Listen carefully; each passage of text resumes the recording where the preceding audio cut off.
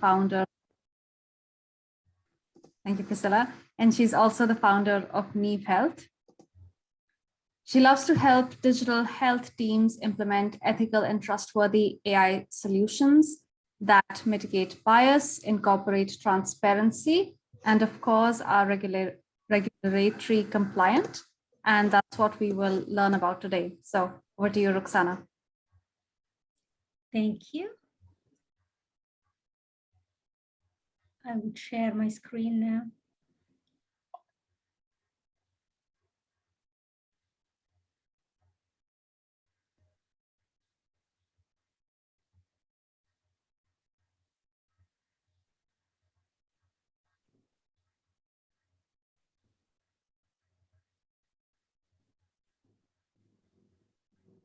Hi, everyone. Thank you for having me. So welcome to the talk, Integrating Social Determinants of Health in AI Solutions, Learnings from the Pandemic. My name is Ruksana Valappil, and I'm the founder and CEO of NEEV Health, and it's a pleasure to be here at IEEE CIS. Thank you for inviting me. So in this talk, what we'll do is we'll go over the opportunities that AI and ML offer in healthcare.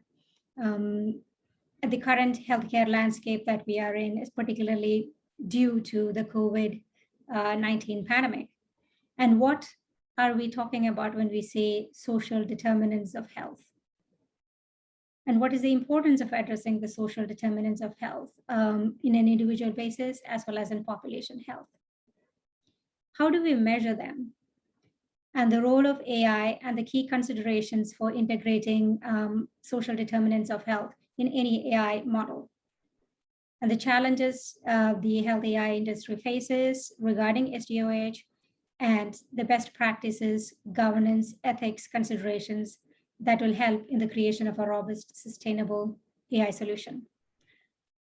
And of course, nothing is complete without some pitfalls where good intentions can backfire with a case study. And throughout this talk, I'll use the COVID-19 pandemic as a use case.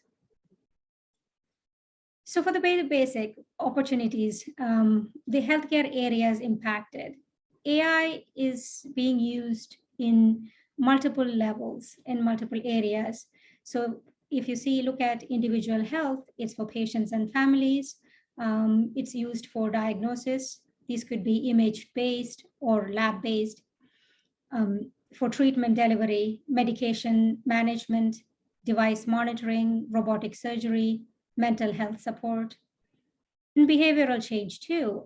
In health, in mobile health, you have awareness. It imparts a level of awareness to the individual or the patient with exercise, diet, wellness, focus.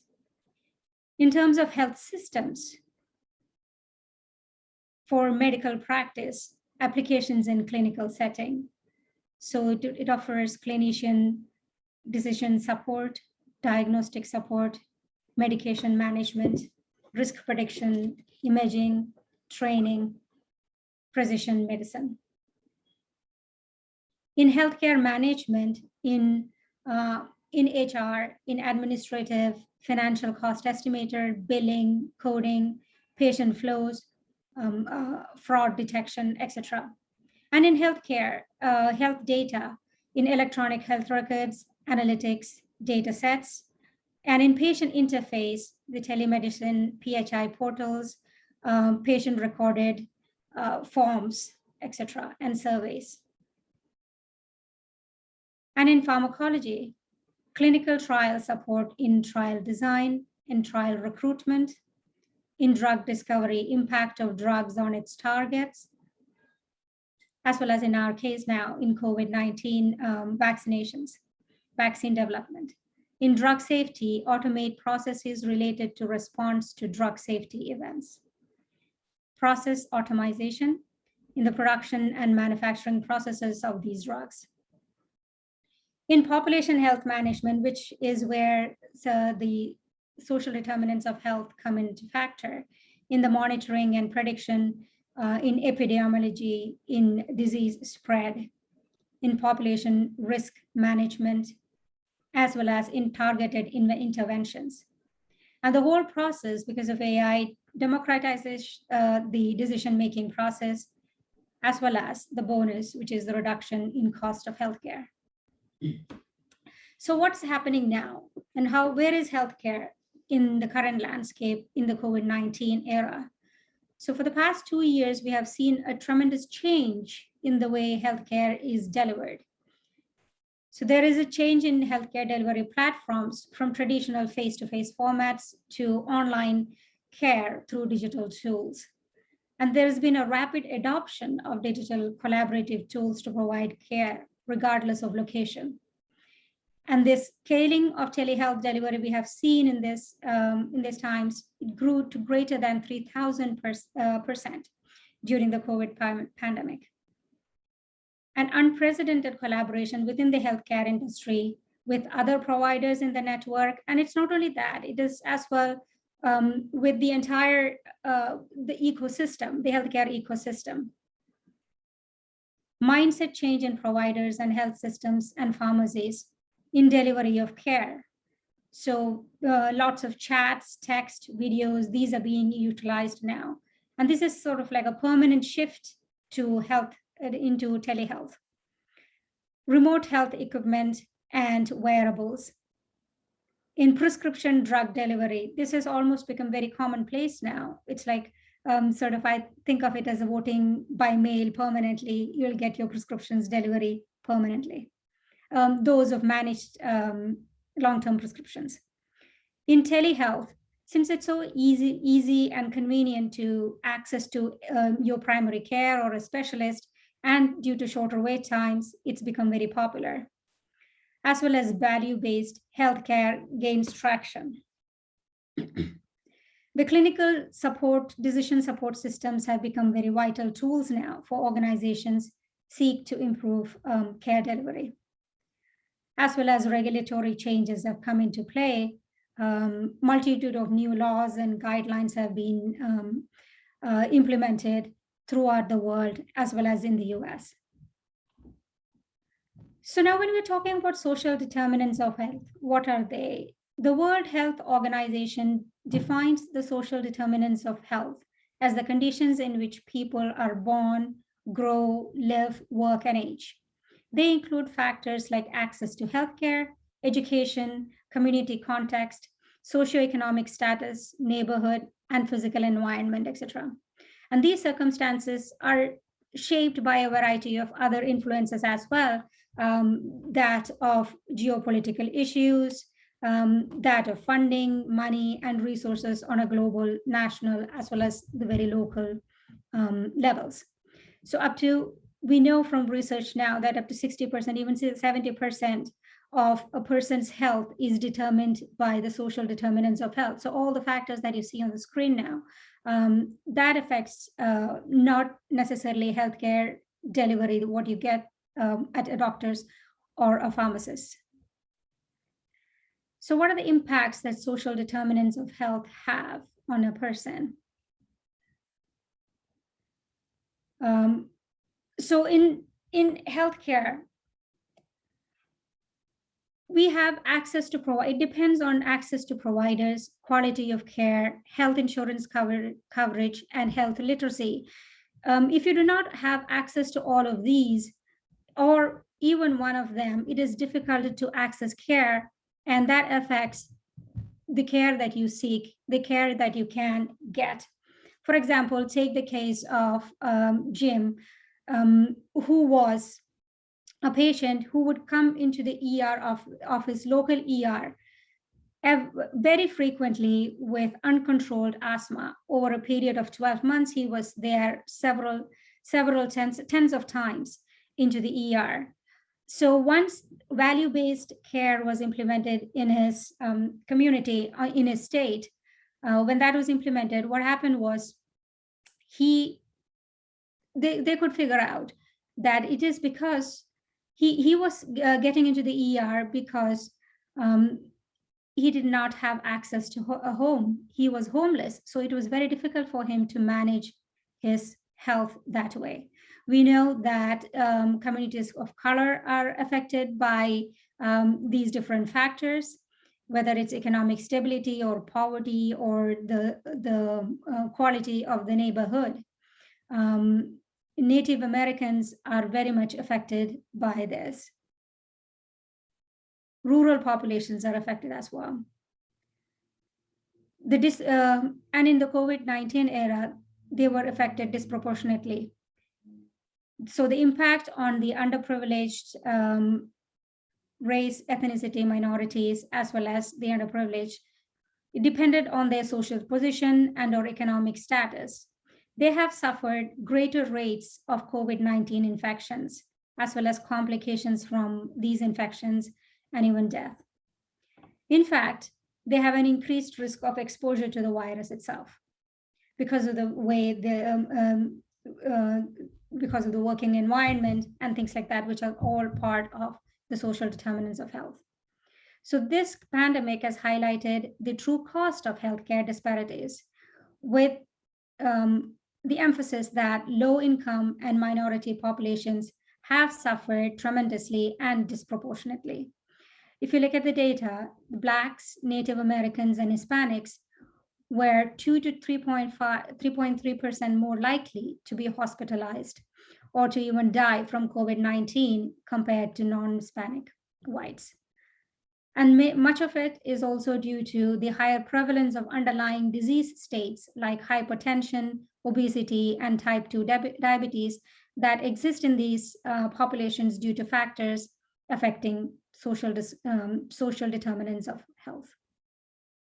So how do we identify and measure social determinants of health? So population health requires investments in health-related areas in order to improve the overall community health. And SDOH had been used as a main strategic tool to address this. We can capture this at the point of care when you fill out those forms at the doctor's office in the US or possibly in much of the Western countries. That is being captured when they ask you about where your social history narrative. And this can be used as data in the notes. We can also utilize deprivation indices. These are developed to target specific communities for social intervention. Deprivation indices that specifically quantifies levels of disadvantage across small areas and then evaluate their association with health outcomes and inequities. These often use the census data. Two such examples are the Area Deprivation Index, which is developed by the CDC, as well as the Social Deprivation Index by the Graham Center.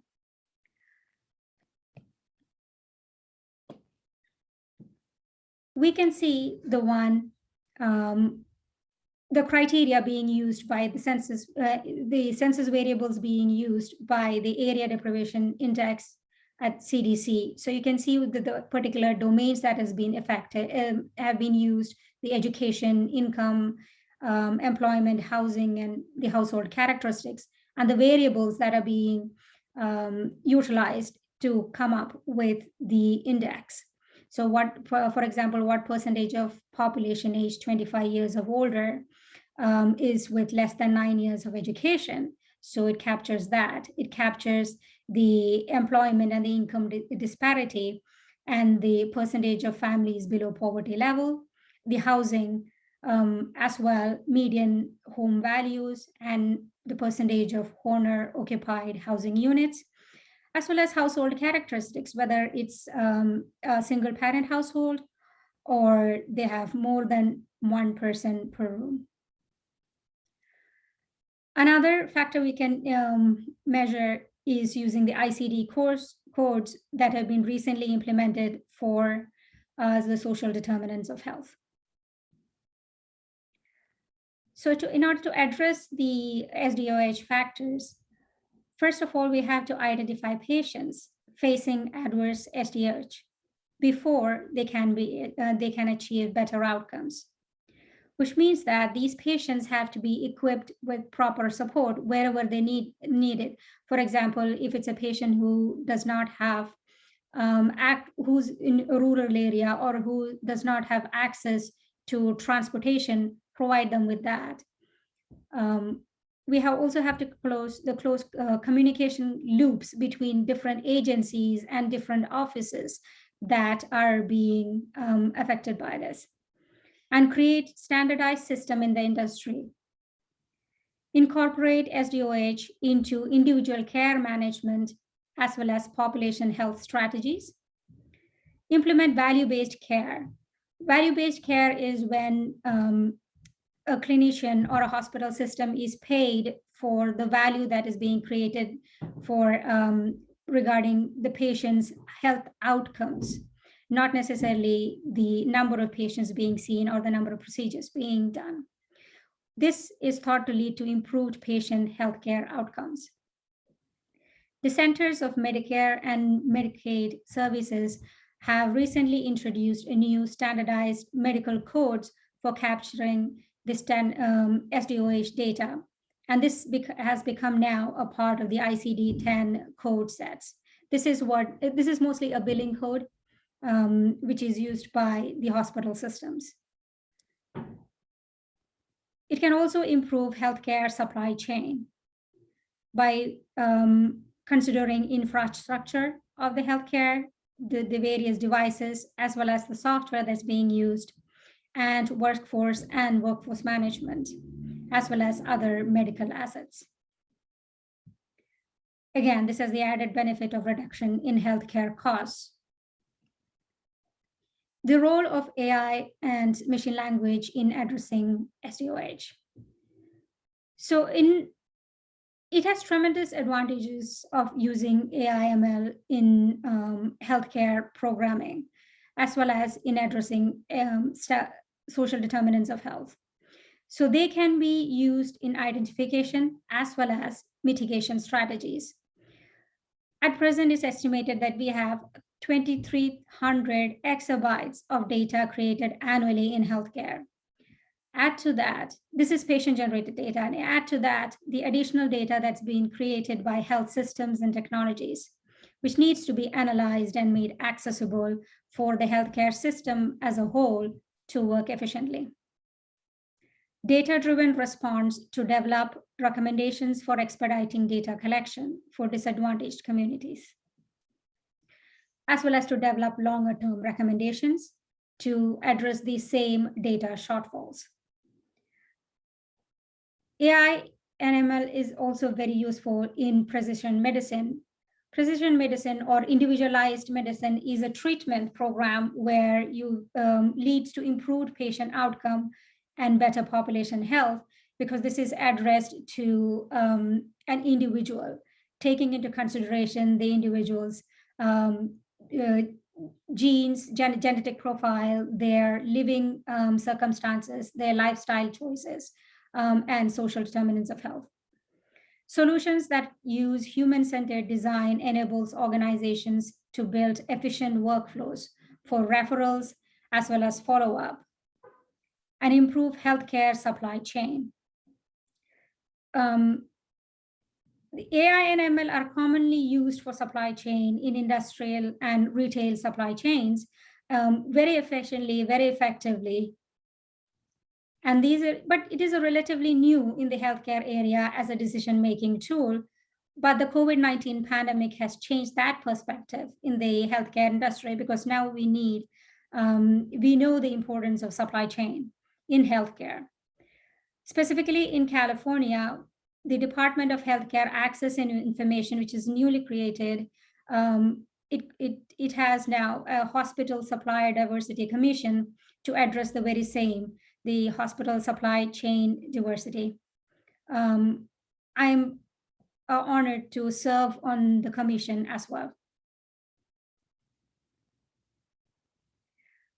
AI can also have a link in healthcare systems with the community they serve. They can provide that link between the healthcare system as well as the patient population that the healthcare system serves, enhancing overall population health. So they can act as an integrator to make information on patients and community health characteristics available to healthcare providers.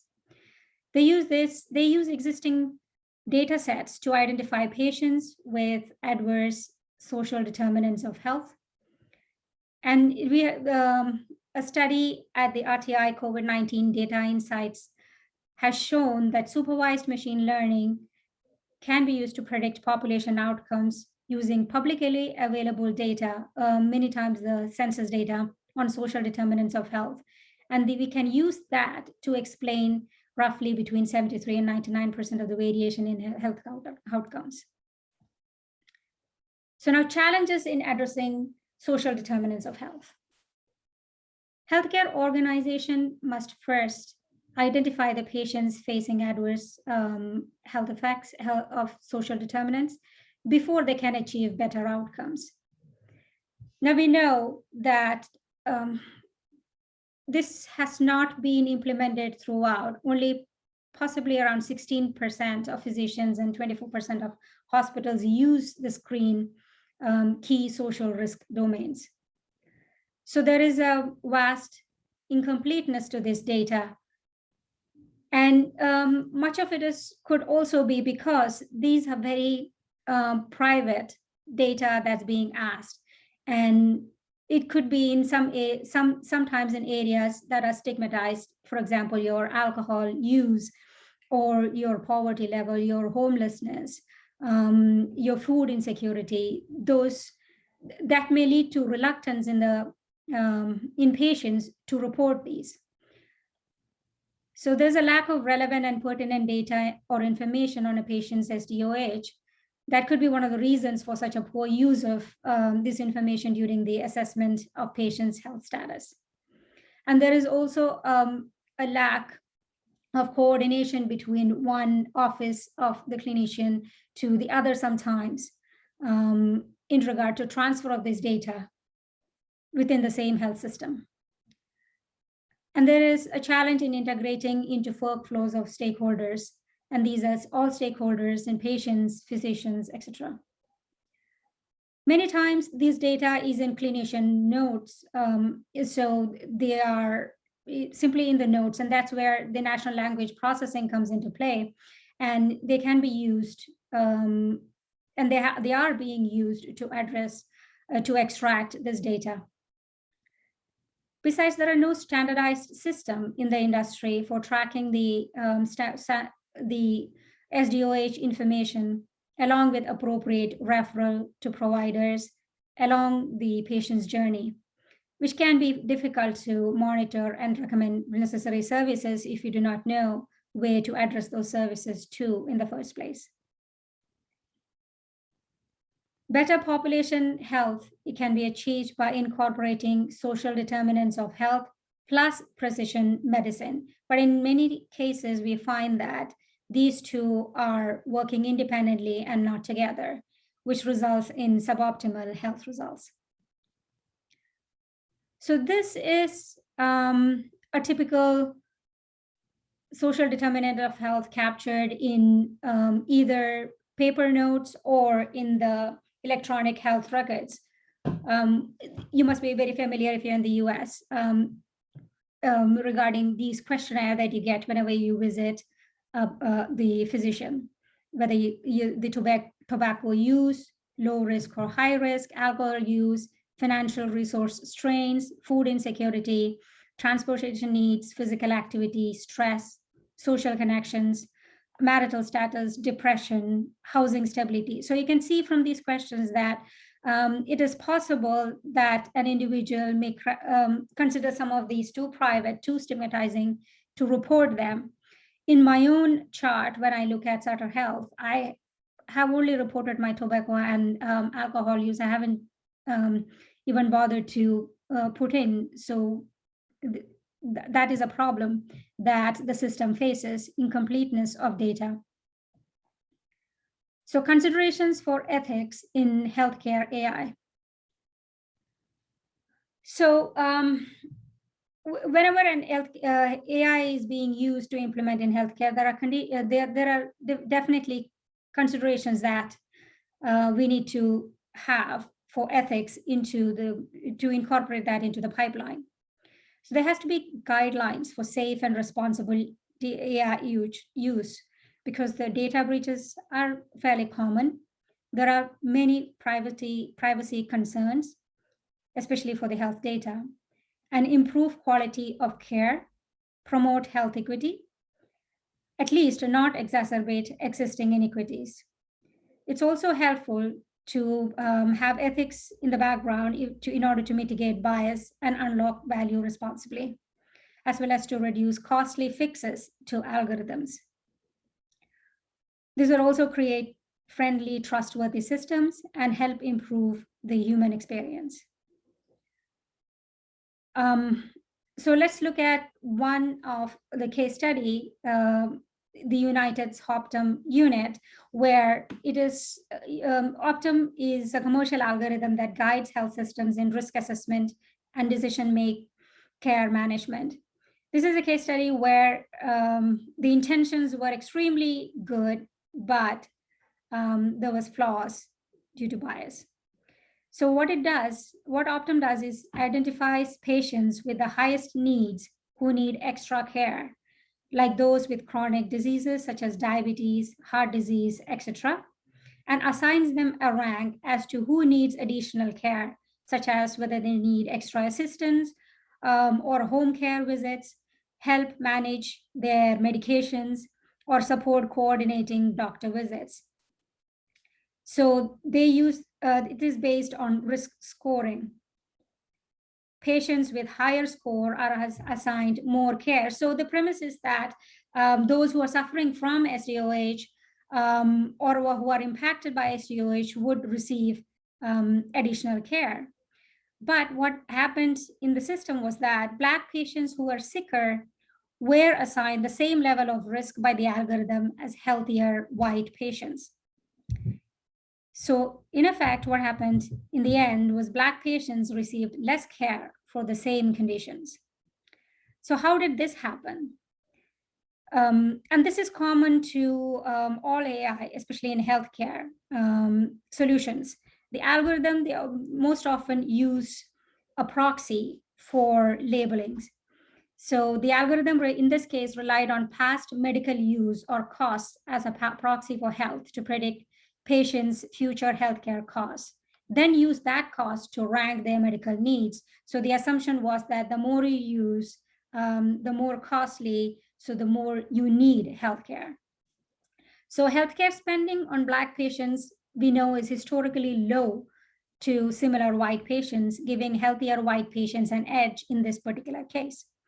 Therefore, the algorithm ranked white patients with fewer chronic diseases and healthier the same as sicker Black patients. In effect, prioritizing care for white patients versus Black patients. So what happened here is an algorithmic bias due to use of incorrect label use in the model, or a lack of understanding of the social determinants of health that led to this incorrect label use. And this is particularly troubling because United's health insurance unit, the United Healthcare, is the biggest US health insurance by revenue.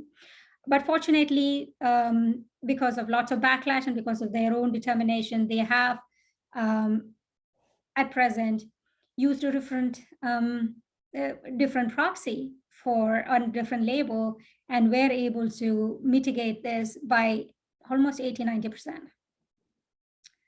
So what are the best mitigation and best practices and governance, or the necessary considerations for AI/ML in healthcare? First of all, clearly define what your goals are. What is the algorithm trying to do? Who is the target user of the model's output? Who's the beneficiary? Is there an intervention? Is there a drug being tried or something else? So what is the desired outcome following that intervention? Is this a problem worth solving? Do you have the resources necessary to solve all the problems? And always include all stakeholders. Recognize barriers and limitations. Include a diverse and multidisciplinary team. And this includes ML engineer, data scientist, and statistician, of course, but also other domain experts in clinical medicine, in clinical trials, pharmaceuticals, etc. And as well as in healthcare finance, health IT, and patient interface, ethicists, regulators, even lawyers. The data considerations for this. Do you have availability of adequate data? How is the data being anonymized? Have you included the social determinants of health? Did you determine which social determinants of health are necessary in this case? Model considerations encode ethical principles into the design of the model itself. For example, in model parameters, be very careful in choosing your labels. Hopefully, if you have a diverse team, if you are including all stakeholders, you would be able to come up with a perfectly reasonable label. Transparency and explicability of the model, the responsiveness and sustainability of the model, and whether there is human oversight of the model. And once you achieve all this, iterate. Version 1.0 is never perfect. And accountability. Finally, who is responsible when something goes wrong? The training and education for healthcare AI is also very important of all stakeholders. And leveraging existing frameworks and toolkits. Combine them with balanced regulations. COVID-19. So how does this AI/ML has been effective in the COVID-19 development and rollout? So when Pfizer, one of the vaccine, Pfizer BioNTech, when one of the vaccine creators, they created this vaccine in less than a year because of its past investment in digital infrastructure.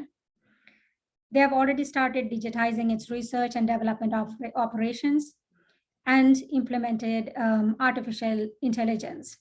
So during their COVID-19 vaccine trials, which included 44,000 individuals, they used AI to help find signals within millions of data points.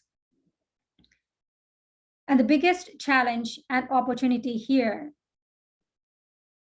is changing the way that therapeutics are both developed and deployed, ability to handle new types of variants when they arise. And for the mRNA vaccines, like the Pfizer BioNTech and the Moderna vaccines, this means the ability to do reprogramming as fast as possible in a way that is as coordinated as possible.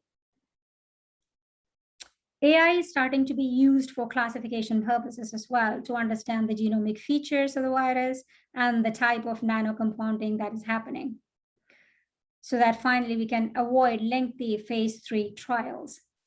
And this efficient intelligent system can adjust as quickly as the research and development can.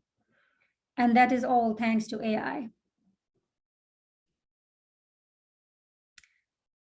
I would like to leave you with a positive note on the vaccine distribution front. You may be familiar with Epic, which is a company offering products tailored to address various aspects of medical center operations, including population health management, patient engagement, and revenue cycle management. So as a patient, some of the charts that your provider uses may be developed by Epic. So using data and outreach to distribute COVID-19 vaccines equitably.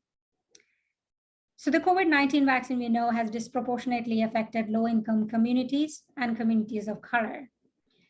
So part of Epic's Epic system, which includes Jefferson Health, Hennepin Healthcare, and Parkland Health, and hospital systems, they include multitude of hospital systems here. They use the EHR data and patient engagement efforts to equitably distribute vaccines to the communities hardest hit by COVID-19.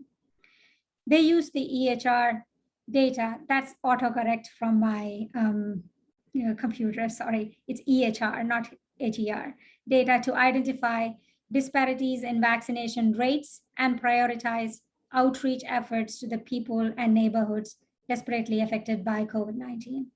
Each organization is pairing these efforts with campaigns to address barriers and build trust regarding the safety and efficacy of the vaccines. So how did they do it? First of all, they identified the highest risk patients based on race, ethnicity, and socioeconomic disparities.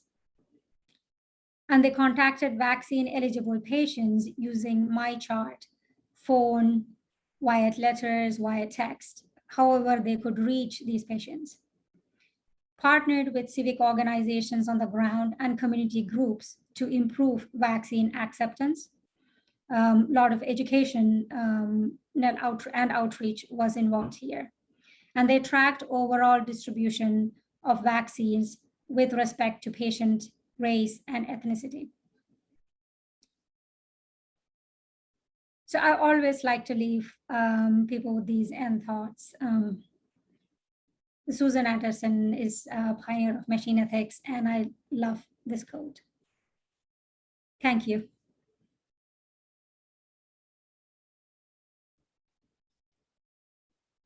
I'll take questions. Thank you, Ruksana, for your talk. So everybody, please feel free to unmute yourself and share your questions. And also questions not only regarding the talk, but I know there were people interested in learning more about your company. So questions you've had as well, please. Thank you. Sudha, can you also start the poll as well? Yes, I will do that. Hey, Ruksana, this is Ravindra. I work in healthcare industry, and I feel a lot of connected. When you were talking about the EHRs, the CMS mandate or CMS measures that is coming in, and about how Epic rolled out their program to identify the correct members for the vaccines and the eligibility to schedule a visit in the MyChart.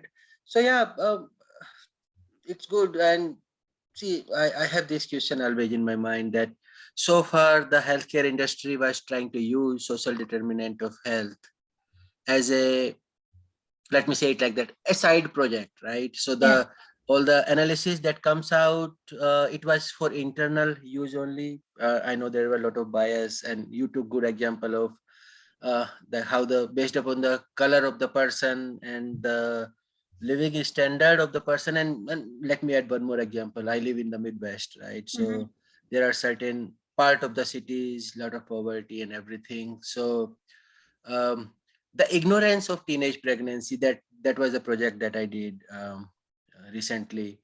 So compared to the rich part of the city and the poor part of the city. So my question here is, how do you see the government role here? Like, I feel government can do more here. Number one, to remove the bias, like CMS put a lot of vigilance for other areas, like even to put the right code in your claim, or to other value-based programs. Like, for example, there is a 30-day readmission limit, right?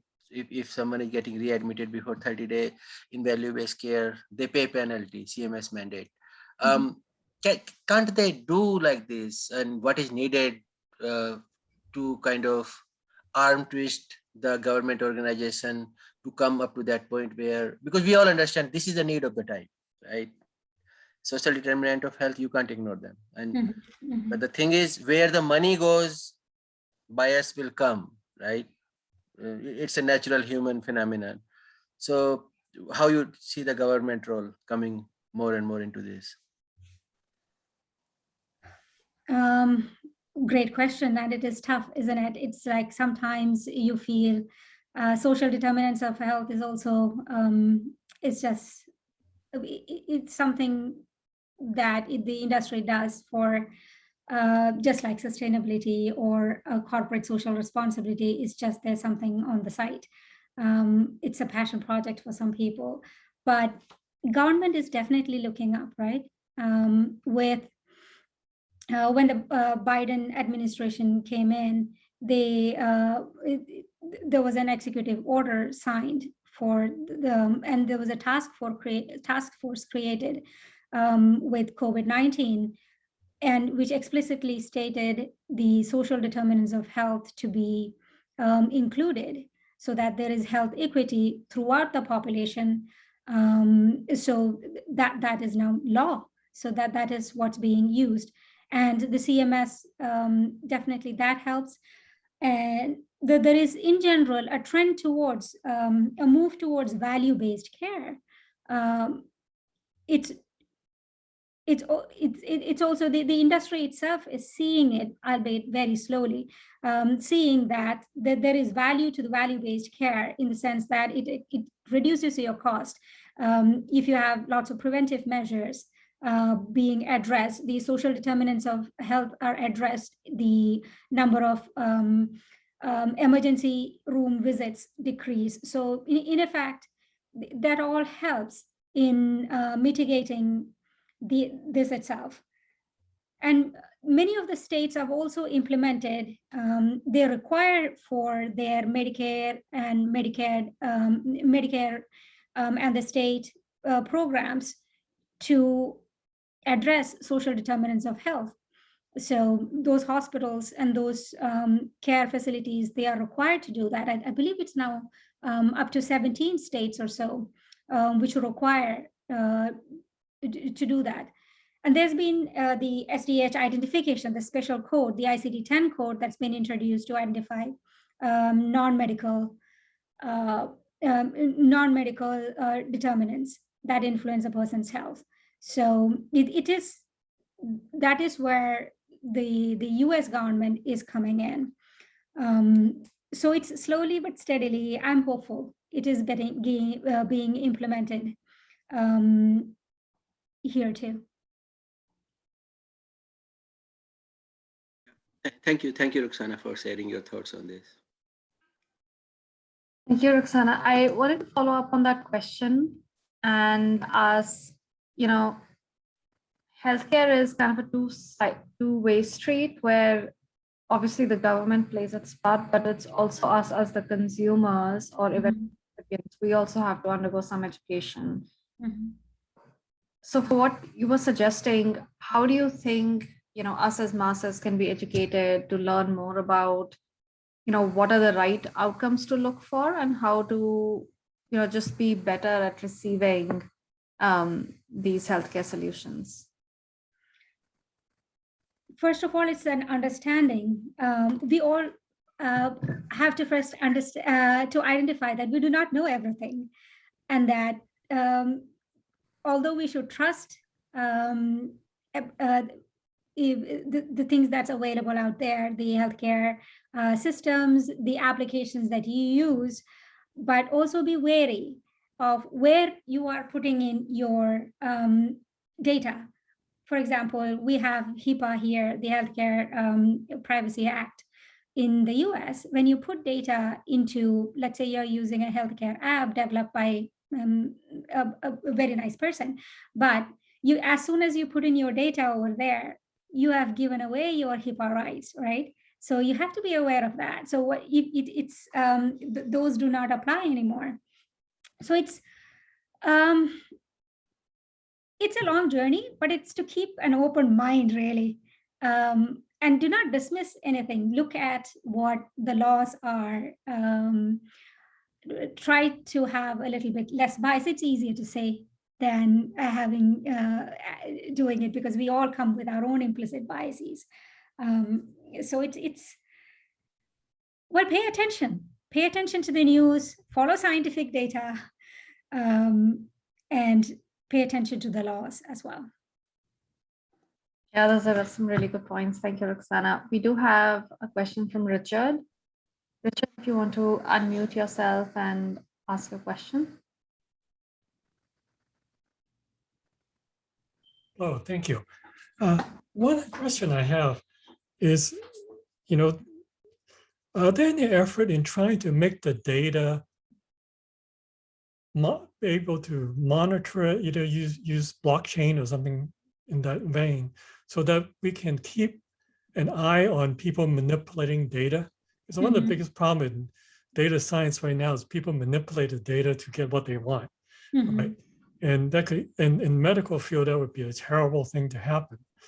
Is there, obviously, if we have a privacy issue, they have to federate everything, but is there any effort in making sure that we have collected data that can be open book in terms of manipulation, avoiding manipulation? Thank you. Well, that is what we would ultimately want. It's a common problem in research as well. You do sometimes in scientific research, as a scientist myself, you want to see certain outcomes for your research, and if you're not having that outcome, you're not happy, and then either you do not publish that data or you try to just nitpick that particular data. So there is currently no framework or definitely no regulations that say that that would address that. However, there are lots of framework, OpenAI, that's coming up, and people are definitely thinking in these terms, especially in the last 10 years.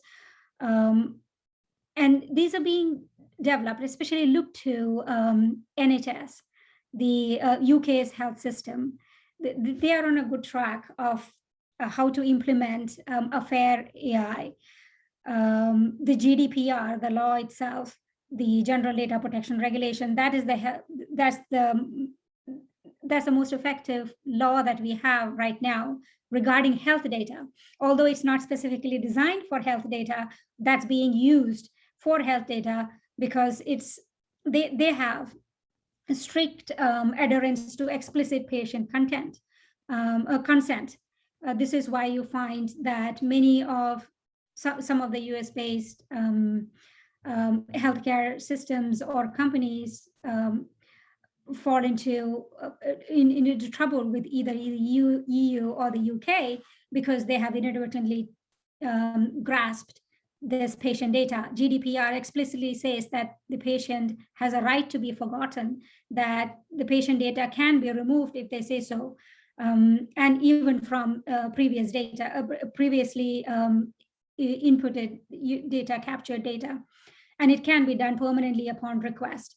So that they have a high security requirement, and it is explicit patient content. So anywhere, so although it does not apply to the US, but it applies to any UK citizen wherever they are in the world.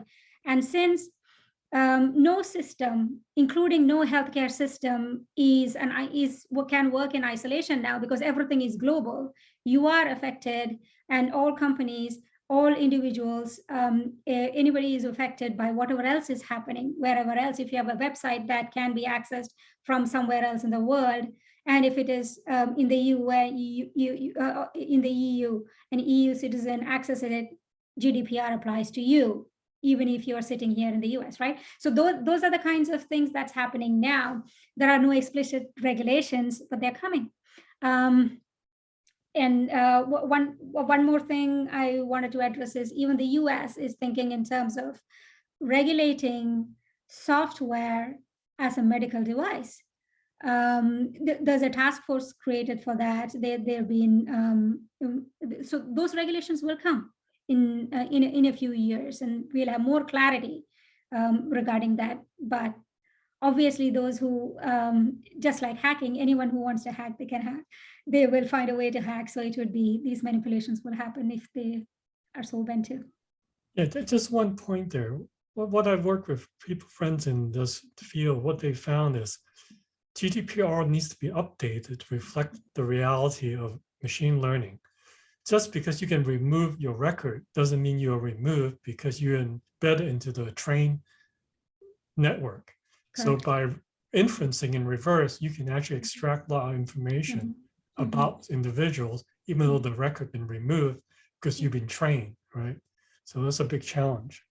It is, and it could be also, it is a big challenge between regulators and the AI, the AI developers in the system itself, right? I mean, the AI goes really fast. Regulators are very far behind, very slow. So it's yeah. Unfortunately, that is a fact. So the discussion made me really curious. A few things, right? First thing is it really true that data is being manipulated for feeding into the models? Because that would be research misconduct, right? People are liable for prosecution if that kind of a thing happens. So I'm really curious, how did this even generate this, originate this kind of a doubt? It could be, it may not be explicit manipulation, although they may happen. It could very well be that there have been omissions of data. For example, if you're taking social determinants of health, and maybe not all points are being taken in there, right? So you have data regarding several domains, several parameters are involved. You probably choose only the parameters that you think is relevant. Or you may think there are certain parameters that are not relevant and which may not be right. And in that use case that I showed, the Optum Health, it was mislabeling really. So it is not intentional always, but it happens if you do not know. This is why I always stress to my clients, there's a diversity in teams is necessary because not everyone knows everything. So if you have a clinician, a patient, an ethicist involved in the development of the model itself, it may come, a developer may think, or the company may think in terms of more of what is really important, what are you trying to measure, and use those parameters, right? Which may not, I may not think of that parameter. For example, I may not think that my zip code is important to be fed into the model.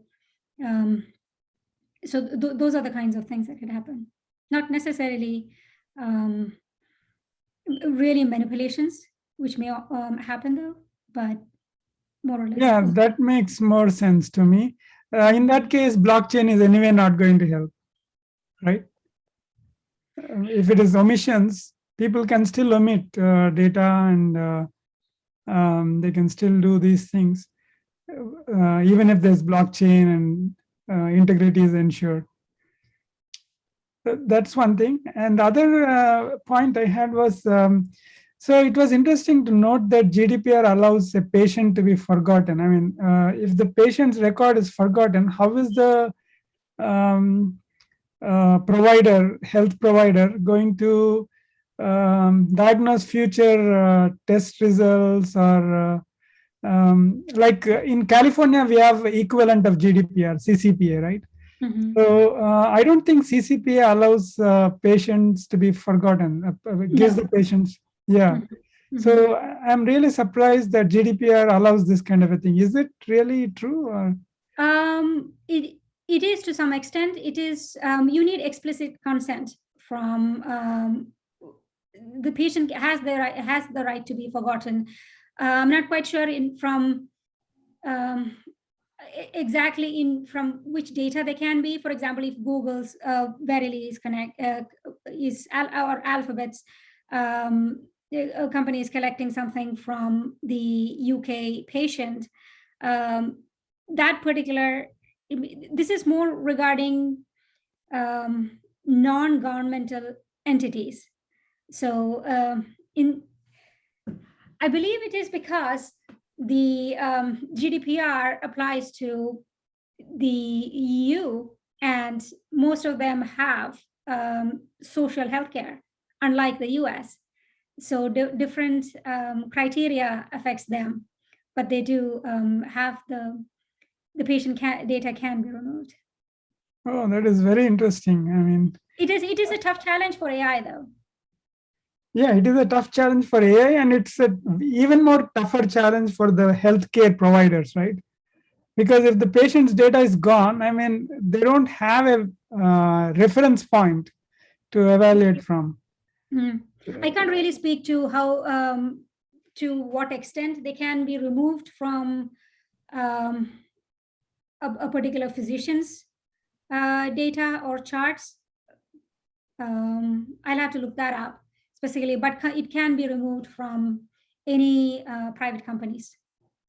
Yeah, like for instance, I can just go get an MRI for $3,000 and then ask them to forget about it and then go another month and ask them to do an MRI again. So that's but in that, I do not know whether that but your billing would still be there, right? So the insurance company would still know. They would still know. Then it's not fully forgotten in that case. Yeah. The patient is not fully forgotten. Mhm. Yeah, It is for the use of AI, which is a tough challenge. Oh, it is only for the use of AI?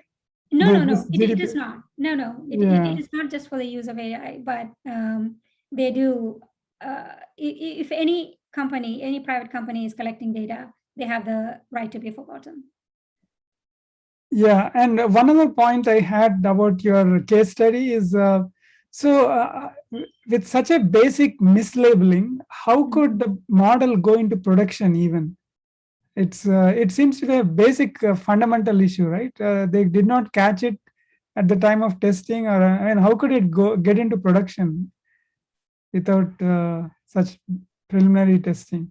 Yeah, it is interesting, and if you look at the healthcare field, it's littered with examples like that. Not every instant gets this kind of high publicity. Yeah, it's really interesting. Mm-hmm. And I also wanted to know about your company, NEEV. I just tried to look up online. I couldn't locate the exact URL, but if you can throw a little more light on that. What was the question again? No, I was just looking at the chat, and Richard says that last I checked, there are exceptions for medical diagnosis, health provisions, and management of the service. In GDPR, right? Mm-hmm. Yeah, that seems more logical to me. Mm-hmm. Mm-hmm. Yeah. Yeah, my question was, I mean, I was just curious about your startup, NEEV. NEEV. Yeah. So it is relatively new because I have worked in, that's my website. So I have worked in healthcare industry for a long time now, and ethics and health equity has been, personally important to me when you look at the healthcare and the way, especially in the Western country and especially in the US, how there is lack of health equity. It's improving. And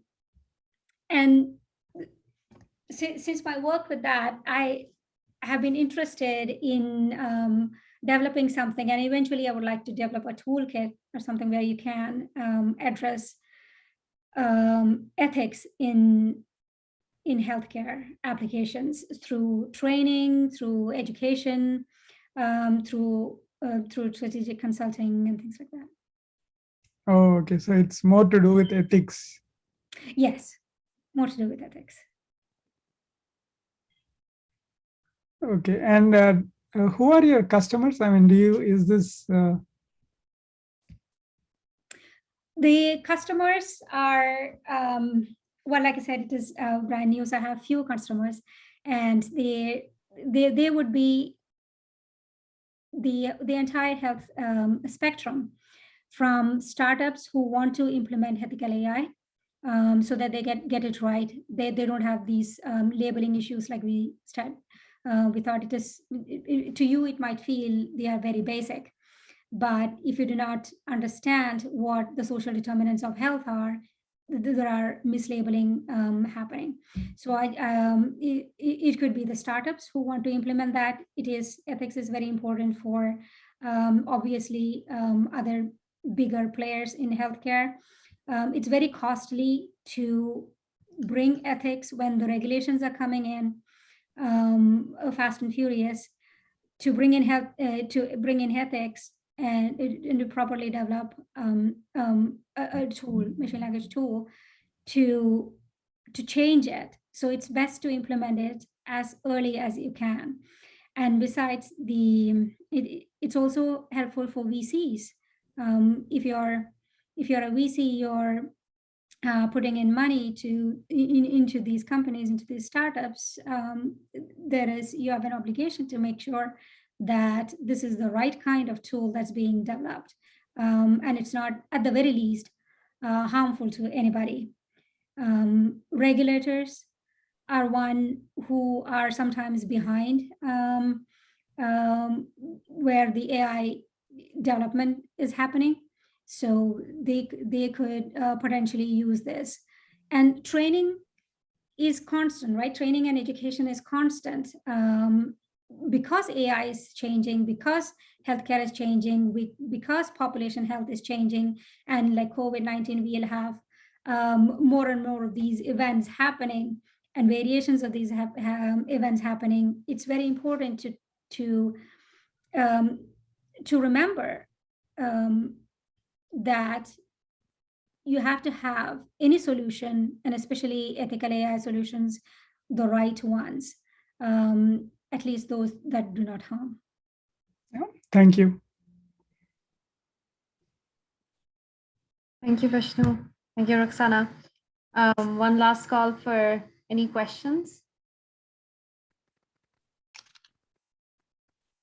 I think that was about it. Thank you so much for your talk. I think it was very informative, and the recording for this will also be posted on our